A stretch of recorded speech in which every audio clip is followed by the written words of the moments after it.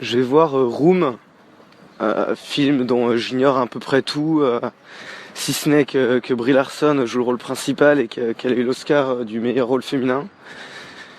Et que c'est sur une relation mère-fils. Donc voilà, ça fait 3 semaines que j'ai pas été au cinéma. Je pense que le cinéma c'est un peu comme le sexe. Quand tu y retournes après une longue abstinence, t'es tout excité et puis il y a le moment où tu t'installes, où tu vois que c'est toujours la même attente interminable, les mêmes bandes annonces répétitives et les mêmes bruits de popcorns incessants.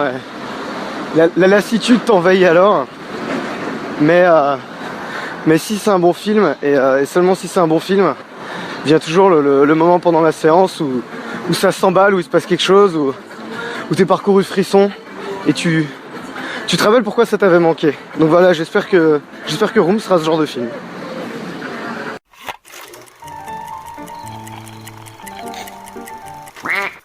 Bon bah pour paraphraser Jean-Pierre Léaud dans Masculin Féminin, c'est pas le film dont j'avais rêvé.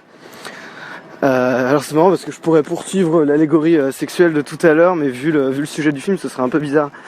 Donc je peux pas en dire beaucoup sur le scénario, sur l'histoire, parce que ce serait vraiment gâcher le film. Donc je peux pas en dire grand chose. Disons que on va dire que c'est un huis clos avec une mère et son fils, enfin une femme qui a été enlevée par un homme séquestré et du coup qui est avec son fils dans une pièce confinée. Je peux pas dire grand chose de plus. C'est un film qui a des qualités indéniables, commencer par la mise en scène. C'est marrant parce que le dernier huis clos que j'ai vu au cinéma, c'était The Hateful Eight, où ça jouait justement sur la largeur de plan, pour accentuer la paranoïa, la méfiance entre les personnages. Et là c'est tout le contraire en fait. On est bon, c'est pas du tout le même genre de film, hein, mais on est très près, la caméra et insiste beaucoup sur les détails, elle est collée au personnage et c'est un procédé qui fonctionne aussi en fait au niveau du sentiment d'oppression, des émotions, dans les traits du visage, tout ça.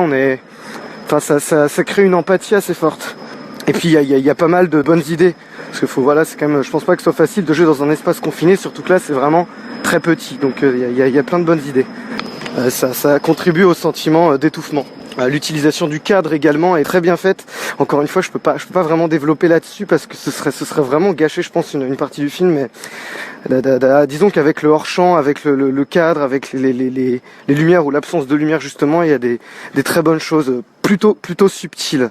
Il y a une scène notamment qui est incroyable, qui se passe dans le milieu du film. J'en dis pas plus, mais il y a quelque chose de très fort sur la liberté, la renaissance. Ça c'est vraiment la scène qui m'a vraiment touché dans le film. Et puis peut-être le plus gros point fort, hein, c'est le jeu d'acteur. Je pense pas qu'elle ait usurpé son Oscar, Brie Larson. Et surtout le gamin quoi. Enfin en général, c'est pas que je supporte pas les gosses, mais dans les films j'ai souvent du mal avec le jeu des enfants. On peut pas vraiment leur en vouloir parce qu'acteur c'est un métier, c'est difficile. Et là, il y a plusieurs séquences où le gamin, au-delà, faut passer outre sa voix assez insupportable et le fait que comme tous les gosses il passe son temps à gueuler et à pigner, mais j'étais bluffé par sa performance sur certaines scènes. La dernière fois que j'avais ressenti ça, c'était la gamine dans Super 8 qui jouait la fille qui faisait l'actrice. Déjà il y avait un niveau, c'était balèze, mais là ce gamin il est très très bon aussi. Donc voilà, malgré toutes ses qualités et le sujet qui pouvait qui a un sujet qui me touche de cette relation mère-fils face au monde justement, coupé du monde extérieur, etc. Bref, c'est quelque chose que je trouve très fort. Et malgré tout ça et toutes ces qualités, j'ai pas été touché du tout. Alors j'ai pas encore le recul nécessaire pour savoir exactement pourquoi. Je trouve que ce que j'ai ressenti en fait, c'est que c'était assez lisse tout ça.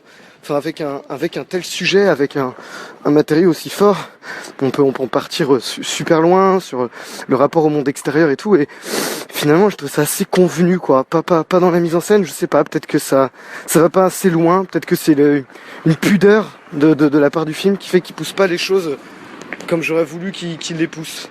Je m'attendais à quelque chose de beaucoup plus fort, beaucoup plus émouvant en fait. Mais ce qui n'a pas été le cas.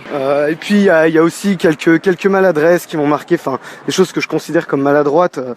Le gamin il parle en voix off, donc c'est mignon, ça fait un petit peu conte, mais on sait pas à qui il parle. J'aurais bien aimé que ça fasse sens en fait. C'est cool d'avoir une voix off, mais à qui il raconte l'histoire en fait, on sait pas.